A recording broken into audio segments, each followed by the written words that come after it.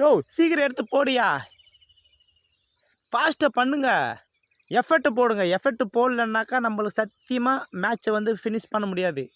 ஆமாம், நல்லா ரிசல்ட்டு வரணுன்னா, பாசிட்டிவாக ரிசல்ட் வேணும்னா ஃபீல்டிங்கு கண்டிப்பாக நல்லா பண்ணணும் ப்ரோ. ஓகே ஓகே, போடுங்க போடுங்க, வரேன். சொல்லுங்கள் ப்ரோ. ப்ரோ வணக்கம் தலைவா. மேட்ச் இருக்குது ப்ரோ. அதான் ப்ரோ, ஒன்றும் இல்லை ப்ரோ. ஹெவி ப்ராக்டிஸில் இருக்கீங்க? ஆமாங்க, அடுத்த வாரம் மேட்ச் இருக்குது. அந்த மேட்சுக்காக ப்ராக்டிஸு போயின்னு இருக்குது. உங்களது ஓன் டீமா? இல்லை ப்ரோ, ஓன் டீமு தான் எப்பவுமே நம்மலாம். ஐயோ இல்லை செட்டிங் டீமில். ஏங்க நான் சிம்பிளாக சொல்கிறேன் பாருங்களேன். எனக்கு புள்ள இல்லைன்னா பக்கத்து வீட்டில் தத்து எடுத்துக்கலாம். எனக்கு பசங்க இருக்கிறாங்க, நான் ஏன் போய் தத்து எடுக்கணும்? அந்த அவசியமே இல்லை.